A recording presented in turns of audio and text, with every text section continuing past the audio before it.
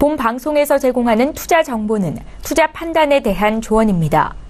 방송에서 제공하는 주식의 가치, 가격 상승 및 가격 하락에 대해서는 방송사에서 보장하지 않습니다. 이 시각 헤드라인 뉴스입니다. 문재인 대통령은 청와대 자신의 집무실에 일자리 상황판을 설치하고 문재인 정부의 경제 정책은 일자리로 시작해서 일자리로 완성된다고 밝혔습니다. 문 대통령은 특히 청년 실업이 금년 4월 11.2%로 1999년 외환위기 때와 비슷할 정도로 심각하다며 그때와는 달리 지금의 청년 실업은 구조적인 이유라 청년들의 고통이 오래 지속되고 있는 상황이므로 정부가 시장의 일자리 실패를 보완해주는 역할을 해야 한다고 강조했습니다. 중국이 수입 설탕의 긴급 수입 제한 조치 세이프가드를 발동하며 중국의 설탕 수입 규모 4위인 우리 기업들의 피해가 우려됩니다. 중국 상무부는 수입 쿼터를 넘는 설탕 수입에 대해서는 앞으로 3년 동안 최고 45%의 추가 관세를 부과하기로 했다고 코트라 베이징 무역관이 전했습니다. 이에 따라 중국 설탕 수입 시장이 6.4%를 차지하는 우리 기업들이 추가 관세까지 내게 될 경우에 상당한 타격을 입을 것이라고 코트라는 우려했습니다. 국제신용평가사 무디스가 중국의 국가신용 등급을 A1으로 한 단계 강등했다고 블룸버그 통신이 보도했습니다. 무디스는 중국의 부채가 늘어나고 경제 성장률이 둔화하는 가운데 재무 건전도가 악화해 신용 등급을 내렸다고 설명했습니다. 또 중국의 향후 5년의 잠재 성장률이 약 5%로 떨어질 것으로 전망했습니다. 고병원성 조류 인플루엔자 이른바 AI가 잠잠해졌는데도 계란과 닭고기 가격이 들썩이자 정부가 비축 물량을 대거 풀어 시장 안정화에 나서기로 했습니다. 농림축산식품부는 가격 흐름을 지켜본 뒤 필요할 경우 내달 초 약 2주간 농협을 통해 계란 400에서 500만 개를 시중 가격보다 30% 이상 낮은 가격으로 공급할 계획이라고 밝히며 가격 동향을 지속적으로 모니터링하고 식품의약품안전처, 농산물 품질관리원과 합동으로 유통업체와 판매업체 등에 대해 사재기 등 현장 점검을 지속 실시할 것이라 말했습니다. 시청자 여러분 안녕하십니까. 오늘장 내일장 일부 서정덕입니다. 자, 시장은 2300선에 안착을 하는 모습을 보여주고 있습니다. 월요일, 화요일 상승이 나왔고요. 오늘도 상승을 이어가면서 2320선까지도 오르고 있는 상황입니다. 코스닥 역시 645선까지 올라간 모습인데요. 지수의 상승폭으로만 일단은 절대적으로 놓고 보자면 오늘의 상승폭은 그렇게 큰 편은 아닙니다. 하지만 이 고점에서의 상승이고 상승폭을 키우는 데보다는 고점을 뚫는 데 의의를 둘 수 있을 것 같고요. 오늘이 또 쉬어갈 수도 있는 타이밍인데 다시금 가고 있다. 이 점에 시장은 또 좋은 의미를 부여하는 것 같습니다. 특히나 오늘은 내수주가 또 상승을 하고 있는데요. 월요일, 화요일 같은 경우에 시크리컬 업종, 조선업종 등이 상승을 하면서 장을 이끌었는데 거기에 내수주까지 가세를 하면서 시장 분위기는 더욱 좋아지고 있는 모습입니다. 자, 그렇다면 코스피 2300 시대 어느 종목들이 갈 종목들일까요? 그리고 좋은 흐름에서 이 찬물을 끼얹을 만한 그런 악재들은 과연 없는 것일까요? 하나 둘 저희가 체크를 해보면서 시장 점검 함께 해보도록 하시죠. 코스피부터 확인합니다. 코스피 지수 2314포인트에서 움직입니다. 상승폭이 그래도 좀 있긴 있는데요. 둔화가 됐네요. 2315포인트까지 지금 움직이고 있고요. 0.16% 상승, 3.63포인트 지금 오르고 있는 상황입니다. 일중 흐름들 살펴보도록 하죠. 2322포인트부터 2312포인트까지 위아래로 10포인트 정도 움직이고 있고요. 2300선은 일단 안착을 한 모습입니다. 현재도 2315포인트 위에서 움직이고 있는데 상승 흐름이 조금 둔화됐다. 이 점은 좀 체크해 볼 만한 내용인 것 같고요. 수급 주체 한번 확인해 보도록 하죠. 수급 주체 보시면 오늘은 외국인이 삽니다. 전일 강하게 사던 외국인이 오늘은 832억 원 시장에서 팔고 있고요. 전일과 코스피 같은 경우에 수급이 정반대라고 보시면 됩니다. 개인과 기관은 사는데 개인이 337억 원, 기관은 108억 원 소폭씩 삽니다. 기관은 금융투자 투신 연기금 할 것 없이 골고루 사고 있고요. 특히나 금융투자가 385억 원 좀 많이 담고 있는 모습입니다. 시가총액 상위 종목들도 살펴보도록 하죠. 삼성전자 오늘 소폭 하락하면서 지금 약보합권이고요. 전일 하락폭이 좀 있었던 SK하이닉스 다시금 상승 쪽으로 무게를 둡니다. 현대차가 오랜만에 좀 2%대 약세를 보이고 네이버는 1%의 강세 보이면서 85만 원 회복하는 모습입니다. 다음 6위부터 10위도 살펴보죠. 한국전력도 1% 정도의 상승폭을 가져가고요. 현대모비스 1%대, 1.4%대 하락, 삼성물산, 삼성생명 상승하는데 특히나 삼성생명 같은 경우에 전고점 다시 뚫고 올라가는 모습들을 보여주고 있습니다. 반등 시도가 나오고 있고요. 포스코는 한 이틀 동안 강하게 올라왔죠. 월요일, 화요일. 그리고 오늘은 조금 쉬어가는 분위기 28만 원 살짝 아래에서 움직이고 있는 상황입니다. 11위부터 15위도 살펴볼까요?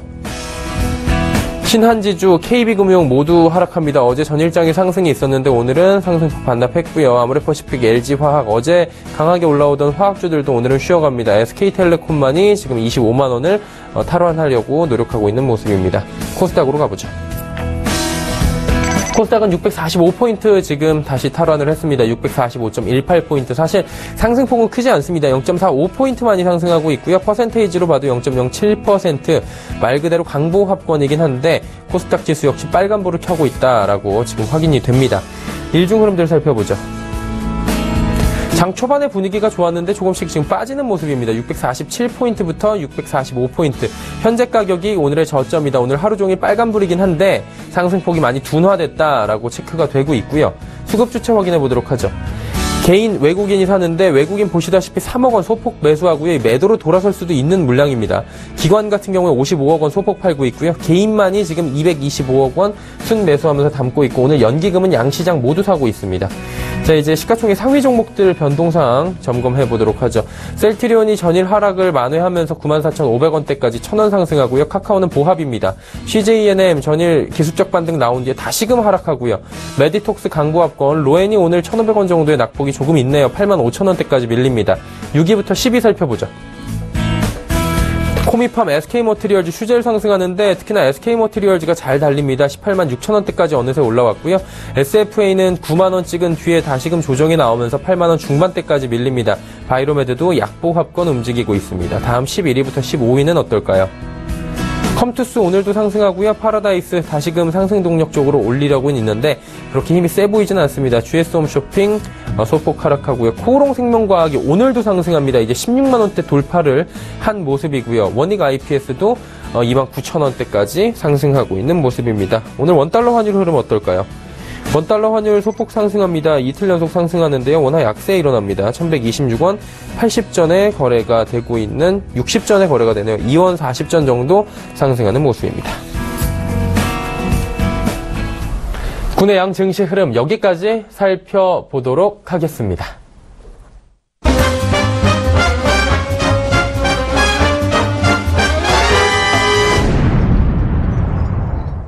자, 오늘 장의 이슈들 하나하나 짚어보는 시간 갖도록 하겠습니다. 대신증권 리서치센터 투자전략팀의 이경민 팀장입니다. 팀장님 안녕하세요. 네, 안녕하십니까. 네, 일단은 국내적으로만 본다면 증시 흐름은 정말 좋은 것 같습니다. 실적의 훈풍을 타고 지금 2300선 위로 쭉 올라와서 안착하는 모습인데 어때요? 이후에 추가 가능성에 대한 모멘텀들이 있다고 보십니까? 점검 한번 해주시죠. 네, 일단 코스피 사상치고치 경신 과정을 보면은 실적 서프라이즈, 거기에 대한 실적 기대감, 이와 함께 글로벌 경기의 회복에 대한 자신감, 여기에 정책 기대감들이 복합적으로 작용한 결과가 아닌가라는 생각을 하고 있습니다. 그렇지만 최근 2300을 넘어서는 과정에 있어서는 이전의 기대감들이 더 강해지기보다는 순환매 차원에서의 움직임이 아닌가라는 생각을 하고 있습니다. 따라서 2300 이상에서의 추가적인 상승 탄력 강화, 그 가능성은 좀 높지 않다라고 판단을 하고 있습니다. 자, 그렇다면은 하락의 변동성도 좀 있을 수 있다라고 보시고 있는 건지 궁금하네요. 지금 현재 시점에서는 2300 이상에서는 추가 상승에 대한 기대보다는 조금은 다운사이드 리스크에 대해서 조금은 경계감을 높여야 되겠다라고 생각을 하는데요. 그 이유는 2300 돌파 시도했을 때, 그러니까 사상치고치를 경신했을 때를 보면은 코스피 200 종목 중에서 연중 최고치 경신을 이어가는 종목들 비율이 한 50%를 넘어섰습니다. 그렇지만 최근 2300 돌파하는 과정에서 보면은 연중 최고치 경신을 하는 종목 비율이 20%에도 못 미치고 있는 상황이거든요. 다시 말씀드리면 지금 상승은 가격 메리트, 단기 가격 메리트에 의한 순환매일 가능성이 높고 펀더멘털 모멘텀보다는 중국 규제 불확 실성화나 정책 기대감들에 의한 그러니까 단기 이슈 이벤트에 의한 기대감이 반영된 결과라고 생각을 합니다. 이와 함께 안도감이 너무 크다는 점, 오히려 이 안도감들이 시장에 많이 반영되었다는 점, 여기에 6월 FOMC라든지 지금 당장 영향을 미치진 않고 있지만 트럼프 탄핵 이슈, 브라질 탄핵 이슈, 그리고 영국의 테러, 이런 이슈들이 조금씩 균열을 일으키고 있는 것 아닌가라는 생각을 하고 있습니다. 아직 변동성이 커질 결정타는 나오지 않았지만, 시장에서의 균열 조짐은 조금씩 가시화되고 있다. 특히 외국인 매매 패턴을 본다 하더라도, 시장은 올라가지만 외국인은 이틀 연속 매도하고 있다는 점들이 이전과는 조금은 다른 상황이다라고 보시면 되지 않을까 생각을 하고 있습니다. 그렇다면 하락 방향성에 대해서도 열어두고 저희가 대비를 해야 된다라고 경계감에 대해서 조금 이야기를 해주시는 것 같은데요. 이런 측면에서 보자면 앞으로 대응 전략 그러면 어떤 방향성을 가지고 어떤 식으로 가져가는 게 좋을까요?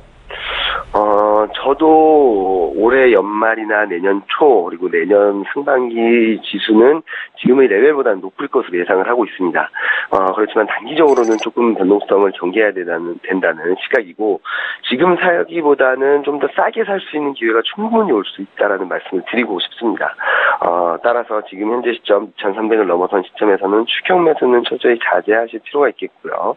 그리고 순환매 차원에서 주가 반등은 좀 더 이어질 수 있겠지만 업종이나 종목별 순환매가 마무리되는 구간을 직전 고점, 연중 고점 수준으로 놓고 트레이딩 과정에서 비중을 줄이시는 전략도 짧게는 한두 달, 좀 길게는 한 분기 정도의 리스크를 회피할 수 있고 좀 포트폴리오를 안정화시킬 수 있는 전략이 아닌가 생각을 하고 있습니다.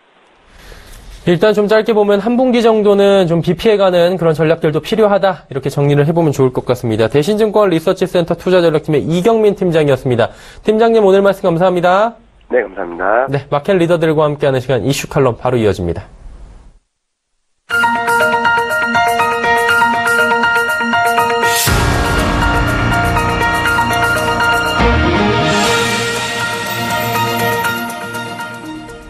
마켓 리더들과 함께하는 시간 이슈 칼럼 시간이고요. 오늘은 SPIM 김영진 대표와 함께 이야기 나눠보도록 하겠습니다. 대표 안녕하십니까? 네, 안녕하십니까? 네. 오늘 흐름은 참 고무적이다 뭐 이런 얘기들도 있고 3거래일 연속 상승이다 보니까 시장 분위기는 굉장히 좋은 것 같은데요. 글로벌 경기도 그렇게 뭐 리스크가 있긴 한데 긍정적인 부분들도 뭐 유가 부분도 그런 것 같고요. 어떻게 보세요? 흐름 좀 점검해 주시면 좋을 것 같은데요. 네, 좋은 흐름은 지속되고 있다 이렇게 볼 수가 있겠고요. 다만 이제 해외 정치나 정책적인 변수들이 이제 악재성 재료였었는데 이게 완화되면서 글로벌 시장에서 환율 쪽의 흐름이 또 이게 변동이 생기고 있기 때문에 약간 좀 이쪽은 주의할 필요가 있는 사안이 아닌가 이렇게 생각이 되고, 또 투자자분들이 걱정하는 경우도 있다 이렇게 볼 수가 있겠습니다. 외국인 투자자 순매수 기조 지속되면서 분위기는 계속 좋게 이어가고 있는데요. 이것이 종종 매도 전환하고 있죠. 오늘도 뭐 외국인 수급 쪽을 보면 온통 10%습니다. 거래소, 코스닥, 선물, 옵션 시장 모두 다 매도세이기 때문에 이런 경우가 종종 나타나고 있기 때문에 이 글로벌 유동성이 축소되는 것이 아니냐, 반전이 되는 것이 아니냐, 뭐 이런 그런 우려감은 항상 상존하고 있다 이렇게 봐야 되겠죠. 안심만 할 수는 없다 이렇게 말씀을 드리는 것이고요. 환시장 쪽에서 이러한 변화가 나타났다는 게 이 정치 변수 쪽에서 단기적으로 어느 정도 계속 이슈를 만들고 있죠. 미국 쪽에서 대통령 스캔들 계속 얘기가 나오고 있고, 유럽의 선거 마무리되면서 이제 또 유로화 강세 흐름으로 이 두 가지 요인이요. 그렇게 나타나고 있고, 어제도 뭐 이제 유로존 경제 지표가 발표가 됐는데 유로존 경제 펀더멘털 개선이 점점 속도까지 붙이고 있죠. 이렇게 된다라고 한다면 달러 약세, 유로화 강세 흐름이 더 강해질 수 있다라는 그런 추세가 이어질 수 있다라는 것이고요. 그러면 그것이 글로벌 유동성 흐름의 변화로 이어질지, 그것에 대한 우려감이 존재한다는 것인데요. 이것이 뭐 당장은 지금 그 수준이 그렇게 이어질 수 있는 그런 상황은 아니지만 앞으로 이것이 이렇게 이어질 수 있는가, 이것에 대해서는 계속 좀 점검이 필요한 그런 레벨까지 올라왔다 이렇게 봐야 될 것 같습니다. 달러 흐름 살펴보면 작년 말에 비교해 봤을 때와 달러 인덱스를요, 한 5% 하락한 모습인데 달러 유로로 이렇게 직접적으로 비교를 하면 유로가 한 8% 절상된, 많이 움직인 그런 모습이 되겠죠.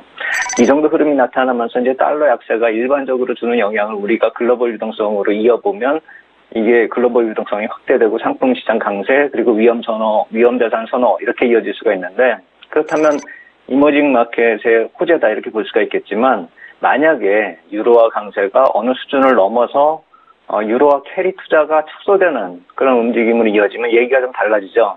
그렇기 때문에 어느 정도 수준까지 유로화가 강세를 보이느냐 이거에 따라 달라지는 얘기가 될 것이다 이렇게 볼 수가 있겠고 아직 그 임계치까지도 올라오지 않았기 때문에 지금 당장 불안하다 이렇게 볼 필요는 없겠지만 향후 이 수준은 계속 좀 점검할 필요가 있겠다 이렇게 말씀을 드리겠고 캐리 트레이드 투자 축소가 되는 그런 가능성은 상존한다. 이건 한번 이번 기회에 한번 염두에 두고 시장을 볼 필요가 있겠다 이렇게 말씀을 드리겠고 실제로 글로벌 유동성 이렇게 흐름을 놓고 보면 이머징 마켓 쪽으로 지난주까지 19주 연속으로 들어오는 그런 모습이었기 때문에 글로벌 유동성이 당장에 문제가 생긴다 이렇게 볼 필요는 없겠죠. 그리고 이제 원화하고 만약에 비교한다면 유로화가 4월 저점보다는 단기적으로 한 6%가량 절상이 된 거지만 그건 사실 내렸다가 하락했다가 올라간 그런 모습이기 때문에 현재 레벨을 작년 하반기하고 비교해보면 한 평균 정도 수준이라는 그런 점에서 본다면은 한국 쪽에서 유럽 자금이 뭐 단기적으로 이탈한다 이렇게 볼 필요도 없을 것이다 이렇게 볼 수가 있겠고 글로벌 유동성 측면에서 만약 한 시장을 놓고 봤을 때 이제 달러 측면에서 본다라면 달러 약세의 또 다른 이제 상품 시장 인플레이션으로 다시 나타나느냐 하는 기대감에 대해서는 그러한 기대감하고 더불어서 이번 주에 중국발 그 유동성 위기 기대감으로 상품 시장 쪽에다 좀 강세를 보이고 이것이 우리나라에서는 이제 소지업종 강세로 이어졌었는데 이게 그동안의 유동성 흐름으로 인플레이션이 한번 보였고 그것이 일단락되면서 이제부터는 실제 경기 회복이 가시가 되는가 이런 질적인 개선을 바라보고 있는 측면이었다라는 점에서 본다면 이게 또 역순환해가지고 다시 또 자산 인플레이션으로 재개로 이어진다 이렇게 보기는 힘들다 이렇게 봐야 되겠고 마치 주식시장에서 보면 유동성 장세에서 실적 장세로 넘어가는 상황에서 다시 유동성 장세가 오는 것이 아니냐 이렇게 해석하는 그런 모습하고 마찬가지이기 때문에 앞으로는 인플레이션에 의해서 상품 시장의 강세를 보이고 소재업종으로 이어지는 그런 강세가 앞으로도 이어질 것이다. 탄력적으로 이어질 것이다. 이렇게 보기에는 무리가 있겠다. 이렇게 말씀을 드리겠습니다. 예, 좀 어떻게 보면은 우려할 점들도 있긴 한데 당장은 우려보다는 긍정적인 측면들이 더 있다라고 말씀해 주시는 것 같아요. 아무래도 이제 해외 정책적인 요인들도 있고 우리도 신정부가 들어선 뒤에 뭐 정책적 기대감들이 전반적으로 많이 반영이 되고 있고 그에 따라 시장이 움직이고 있는 것 같은데요. 어떻게 보십니까 이 부분은? 예, 결국에 이제 아까 방금 전에 말씀드린 것에 네네. 대해서 좀 이어지는 얘기가 될 수 있겠다 이렇게 생각이 드는데요.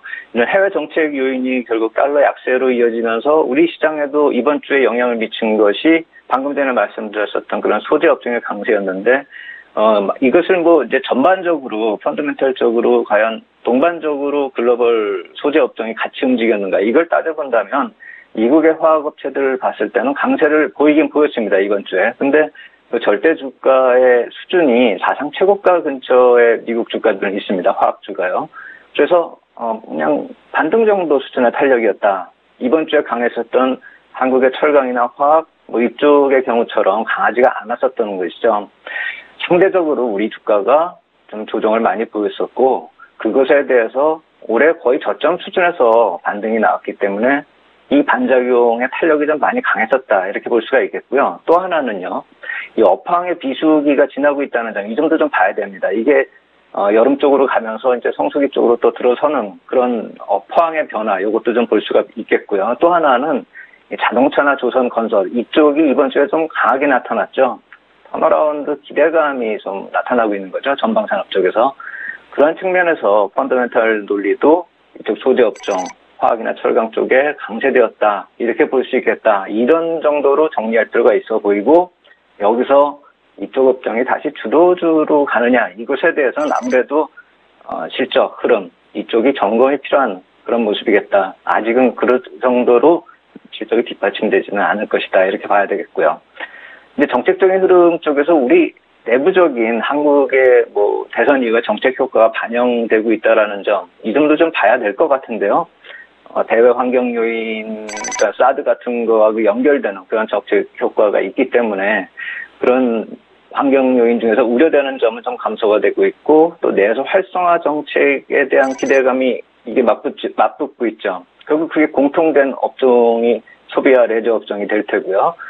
그래서 음식료나 여행, 호텔, 카지노, 엔터 업종들이 이번에 대선 이후에 지수보다 더 상승하는 흐름이었고 이 중에서는 실제로 1분기 실적도 좋았던 그런 일부 기업도 있죠. 그리고 정책적 흐름에서 봤을 때도 2분기 실적 시즌까지도 좀 더 이런 실적이 이어질 것이다. 그렇기 때문에 중기적인 접근의 시각도 좀 필요하다. 이렇게 볼 수가 있겠고요. 또 하나의 이렇게 두드러진 흐름은 주주우선 정책에 대한 기대감 같은 게 나타나고 있죠. 이번에 이렇게 경제부처에 들어서신 분들, 강요들을 보면은 어떻게 보면 옛날 우리 증시가 좀 후진 증시였을 때는 이런 분들이 들어서면 대기업들 주가가 비리비리하고 막 하락하고 충격을 먹을 수도 있는 그런 모습인데 이젠 그런 모습이 아니죠. 지주사하고 업종 대표 기업이 강세를 보이는 모습. 주주우선 정책이 시장에 긍정적으로 반영이 되고 있다는 점, 이 점도 좀 우리가 볼 필요가 있겠다. 이렇게 보겠고요. 근데 이제 이 중에서 이 자사주 매수와 관련된 경우가 최근에 보면 이제 분석 자료도 나오고 시장에서 오늘도 좀 관심을 많이 받고 있는데요. 한번 이쪽은 제가 저걸 한번 예를 들어보고 싶습니다. 이 중국에 우리가 잘 알고 있는 화폐전쟁이라는 책을 쓴 중국의 경제학자 있죠. 순흥빈이라는 분이요. 이분이 미국 경제를 비판할 때 이 자사주 매수에 대해서 이제 금융위기 이후에 미국에서 기업의 실적 개선 없이 주가 상승을 만드는 그런 요인밖에 안 됐었다. 이렇게 주장하면서 비판한 경우가 있었는데 우리나라의 경우 만약에 그렇게 이익 없이 행하는 경우라고 한다면 그러한 주장이 일리가 있다. 별로 그렇게 득볼 게 없겠다. 이렇게 말씀을 드릴 수가 있겠는데 대표적으로 삼성전자 같은 자사주 매수를 하는 그런 기업을 살펴보면 우리가 기업의 실적이 좋아지고 이익이 동반해서 증가하고 있다는 것은 누구나 알고 있는 것이죠. 결국 이런 경우는 자사주를 매수해서 만약에 소각으로 이어진다라고 할 경우에는 주당 순이익 자체가 크게 증가하는 그런 점이 있기 때문에 주가 상승에 가속이 붙을 수도 있다. 이 점을 봐야 되겠죠. 삼성전자 자사주 매수가 지금 지속되고 있는 상황인데 2분기 실적 시즌에는 또 한 번 기대할 수 있는 요인이 그러한 측면에서 볼 필요가 있겠다. 이렇게 말씀을 드리겠고 참고적으로 말씀을 드리면 하루에 한 16,400주를 지금 계속 삼성전자 쪽에서 매수를 하고 있죠. 금액으로 보면 370억 정도 됩니다. 그렇기 때문에 기타 법인 쪽에서 오늘도 한 390억 정도 매수가 들어오고 있는데 그거 다 삼성전자 매수고요. 다른 외국인이나 기관 쪽에서는 그 정도 매도가 나타날 것입니다. 그래서 시장에서 보통 370억 정도 매도가 외국인이나 기관 쪽에서 나온다 해도 그거는 삼성전자에 대한 매도일 뿐이다. 이렇게 볼 필요가 있다. 이렇게 말씀을 드리겠고요. 정리하면 지금 시장 같은 경우는 국내외 이슈들로 인해서 업종 순환 상승이 나타나고 있는데 그러한 순환매로 인해서 오히려 시장 과열 우려가 해소되는 분위기고요. 또 바닥권에서 상승하는 종목군 턴어라운드 가능성은 2분기 실적 시즌까지 이어질 수 있는지 이 점을 좀 체크할 필요가 있어 보이고 그 2분기 실적 프리어닝 시즌이 이제 조만간 한 달 정도 뒤부터 이제 시작이 되죠. 이 순환매 이후에는 그러한 실적에 의한 차별화가 또 반복될 것이다. 이 점은 주의할 점이다. 이렇게 말씀을 드리겠습니다. 일단은 업종의 순환매가 지금 이번 주에도 빠르게 일어나고 있는데 이 점은 긍정적인데 키 맞추기가 되고 있는 건 좀 확인하자. 그리고 프리어닝 시즌 주목해야 된다라고 말씀해 주셨습니다. 이런 여러 가지 방금 말씀해 주신 포인트를 기반으로 해서 앞으로의 투자 전략 가져갈 방향성 제시해 주시면 좋을 것 같은데요. 어떤 식으로 가져가는 게 좋을까요? 예, 글로벌 유동성 흐름은 안심할 수 있다. 이렇게 말씀을 드리겠지만 그건 현재 환율 수준에서 말씀을 드린 거고요. 만약에 어느 정도 수준까지 올라가느냐. 그것은 아마도 이제 유로 환율하고 달러 유로를 봤을 때 한 1.2 정도의 레벨이라고 시장에서 보고 있기 때문에 만약에 그러한 어느 정도 크리티컬 레벨까지 간다라고 한다면 단기 유동성이 이탈되는 그런 단기 충격을 먹을 수 있는 그런 우려감을 상존하고 있다. 이 정도로 이해하실 필요가 있겠다. 이렇게 말씀을 드리겠고 이러한 우려감이 있지만 펀더멘탈의 개선이 계속 지속되고 있죠. 그렇기 때문에 시장에 대해서 중장기적으로 긍정적인 관점은 지속할 필요가 있겠다. 방금 전에 말씀드렸지만 2분기 실적 시즌을 염두에 두고 종목 선별하는 시기로 지금 활용할 필요가 있겠다. 이렇게 말씀을 드리겠고 실전 전략에서 놓고 보면 최근에 이렇게 보면은 장중 고점에서 계속 밀리고 있는 모습이 종종 나타납니다. 좀 많이 밀리기도 하죠. 이게 단기 과열권 진입한 지수대에서 밀리고 있다. 이렇게 보고 또 외국인 투자자 매도가 그 과열권에서 나오고 있다. 이렇게 볼 필요가 있습니다. 오늘 기준으로 놓고 봤을 때 그것이 종합지수로 2220포인트, 2320포인트고요. 그리고 선물지수는 302포인트. 그리고 이번 주 기준으로 놓고 보면 2,350포인트하고 선물 305포인트입니다. 그렇기 때문에 만약에 매수 타이밍을 노린다 하더라도 이런 과열권에선 좀 주의할 필요가 있어 보이고, 이 과열권 지수에서 반락하는 그런 경우, 이런 경우를 좀 대비해서 매수 타이밍을 조절할 필요가 있겠다, 이렇게 말씀을 드리겠습니다. 어쨌든 시장은 향후에도 긍정적일 수 있지만 과열 국면을 잘 판단을 해야 된다. 이 점이 오늘의 키포인트가 되지 않나 생각이 드네요. 에스핀 김영진 대표였습니다. 감사합니다, 대표님. 예, 감사합니다. 자, 오늘장 내일장 1부 함께 하고 계십니다. 잠시 뒤 2부 예고를 좀 해드려야 될 것 같은데요. 그 전에 오늘 이슈 컬럼 한번 정리를 해보고 2부 예고 들어가 보도록 하죠.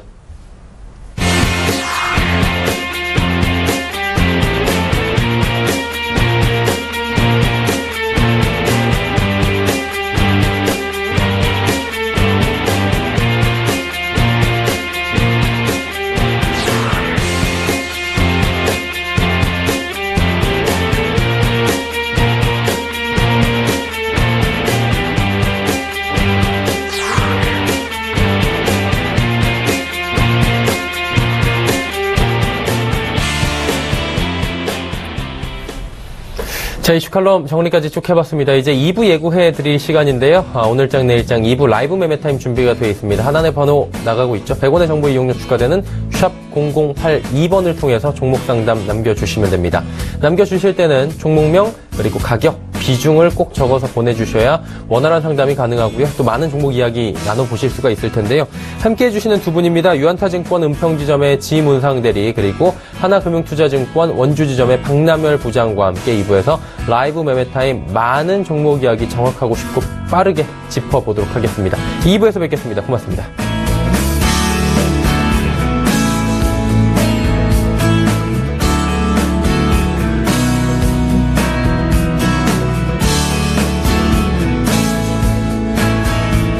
본 방송에서 제공하는 투자 정보는 투자 판단에 대한 조언입니다.